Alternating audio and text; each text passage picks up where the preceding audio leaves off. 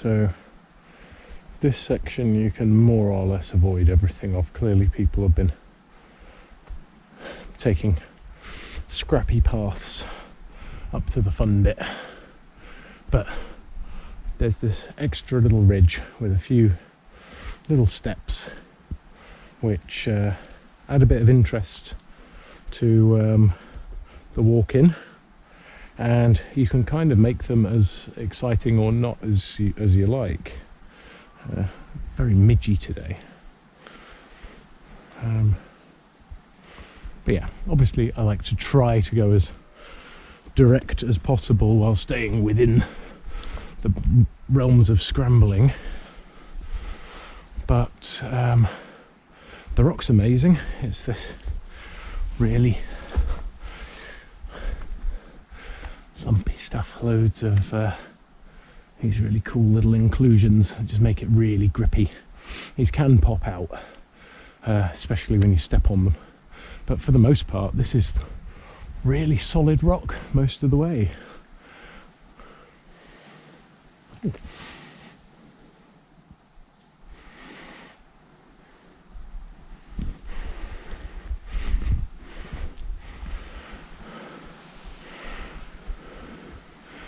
It's a cool little ramp which looks like lots of people have climbed. Could go straight up this, to be fair, but this little ramp is more in keeping with grade 2 terrain. Nice little sprag.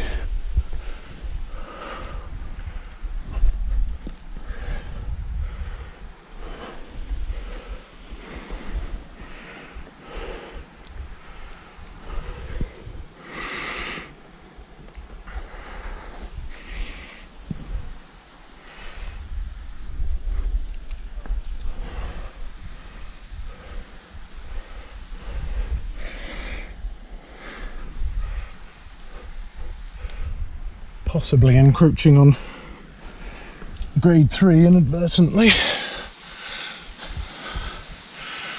particularly with it feeling slightly greasy.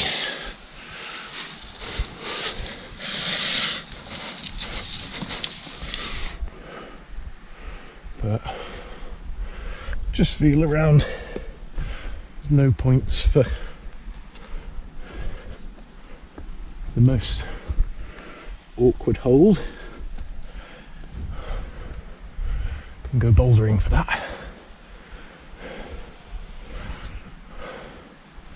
That looks nice.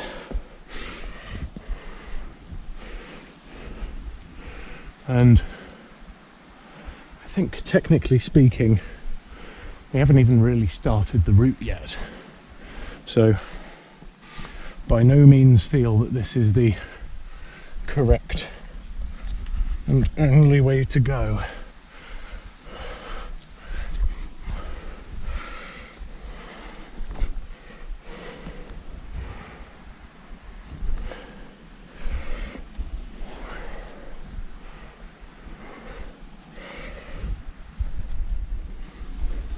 Fantastic rock though. Although I should have tightened the shoes before embarking.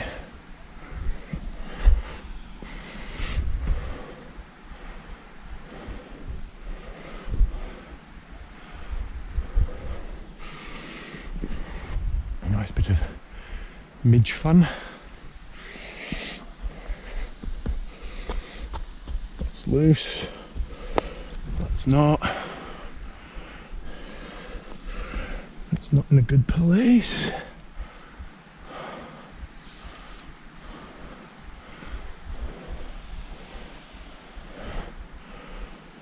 Lovely and veggie.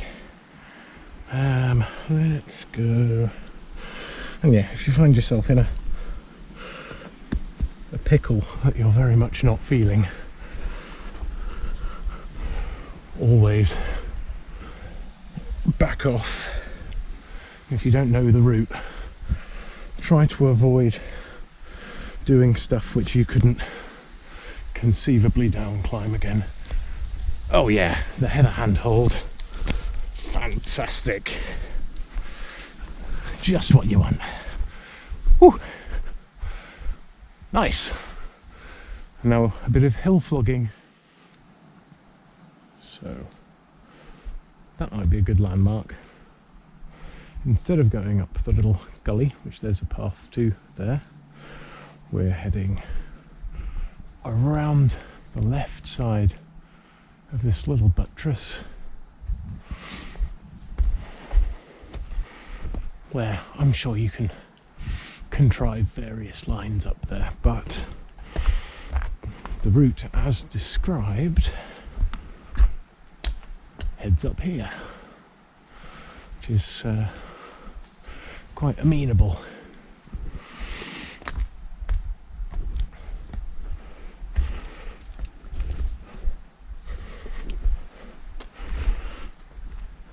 As you can see, you can more or less follow polish.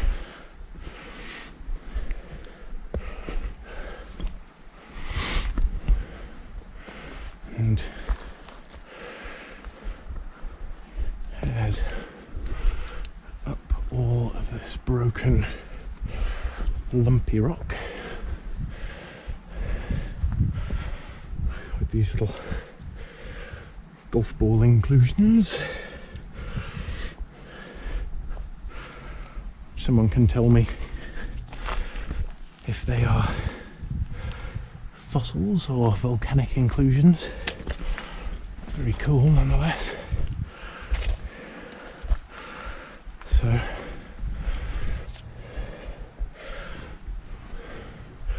I'm putting myself in a grade 2 mindset as much as that's possible with the rock.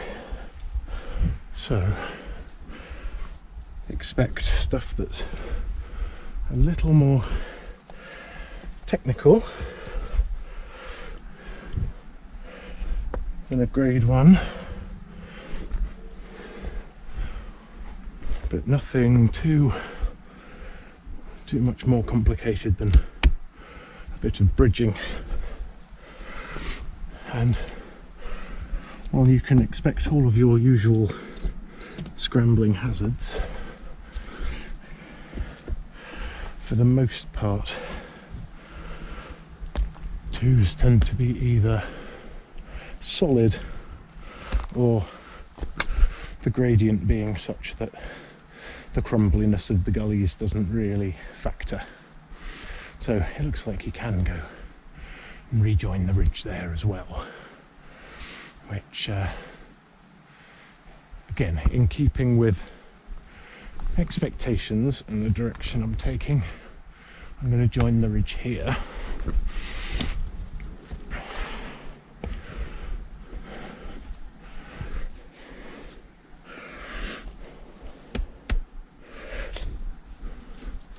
But the lower ridge is quite good for deciding what sort of headspace you're in on the particular day.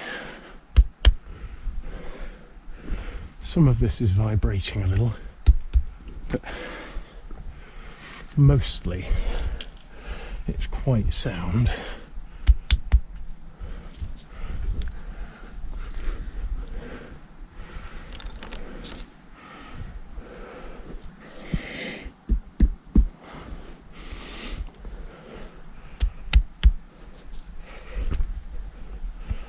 There we go. So yeah, we could have come up this muddy recess and joined the ridge, or the other side, particularly with everything being very damp and muddy today. That might feel a little bit grim in anything other than bone dry conditions, which today is not. And then you can pretty much pick your route. So if you want some nice eye-watering exposure, you can come out this way, which isn't too awful. A little bit looser than the rest. Let's go for this way to start.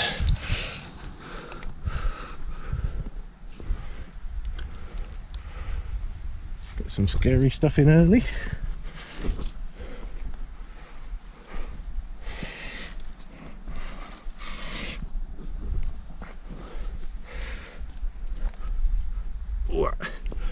Illegal use of the knee.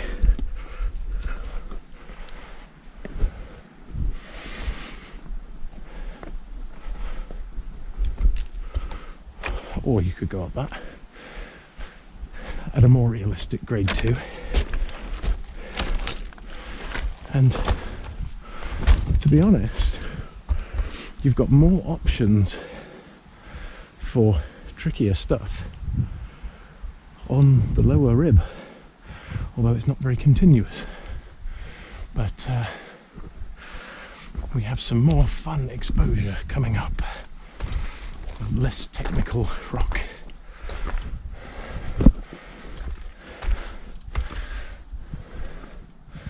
That's nice.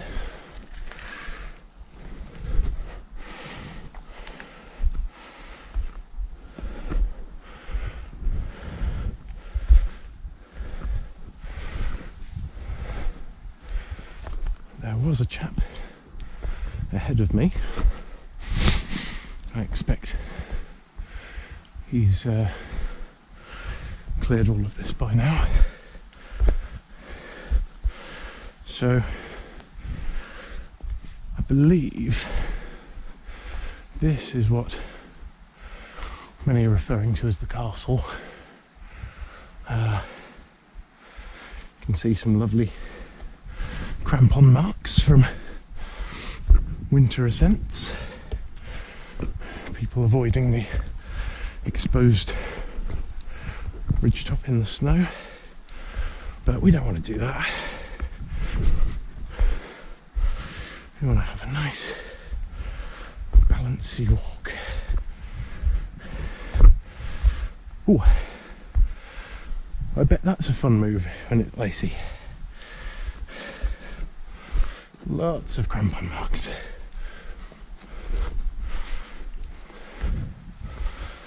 So, in terms of normal exposure levels on a grade 2, I'd say this is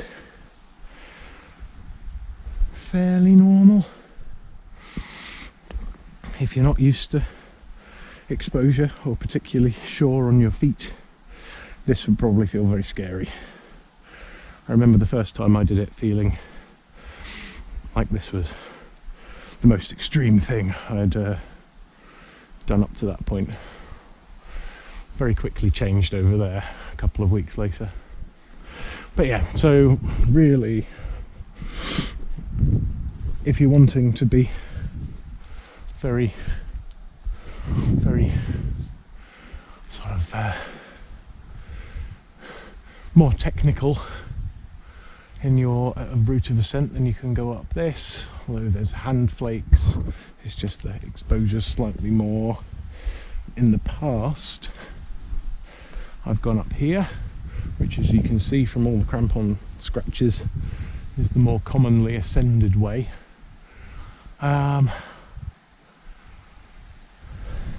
If you go up the other way, you've got the nice hand flake and lots of steps and things. I don't think it's too bad at all. The other way, lots of big blocks mantling over things and grassy ledges. But possibly with a nut in there, you could go direct up the arete as well. But sticking in the realms of scrambling, but considering I've never gone this way, Let's give this way a go. That sounds pretty good.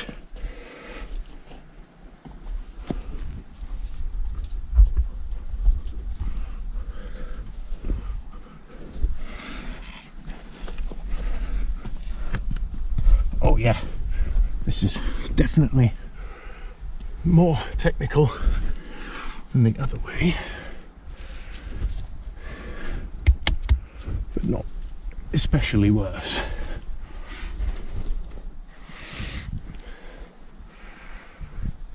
Slightly worse feet.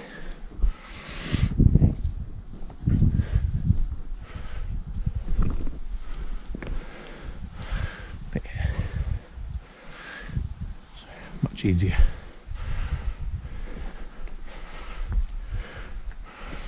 The crampon scratches are quite remarkable.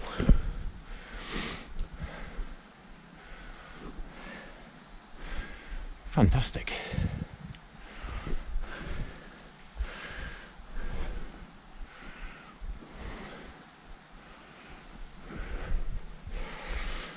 So I'd suggest again for grade 2 that you got exposure but nothing technical. So unless you're feeling especially brave or mad, take the more straightforward ways generally.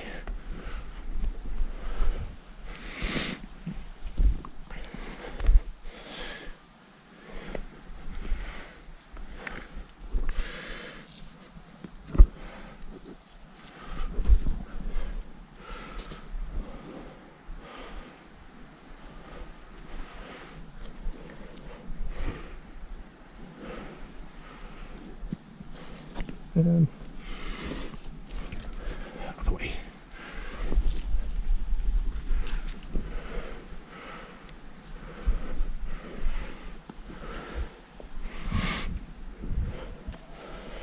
Lovely big juggy top.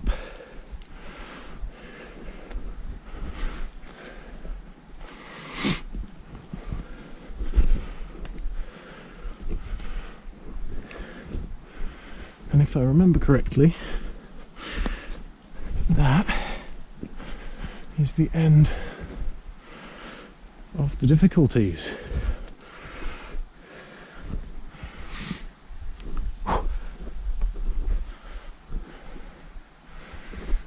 Lovely. And you've got a couple of very pleasant options.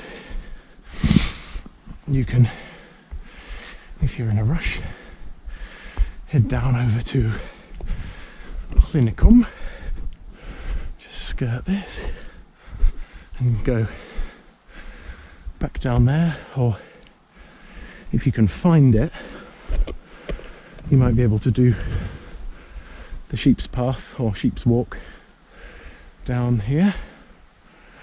I can't really recommend the top of that in descent, to be honest, or at all, but the main track to the Devil's Kitchen path is that way. Tuck there. Or, as I'm going to do, head to the summit and back down the North Ridge.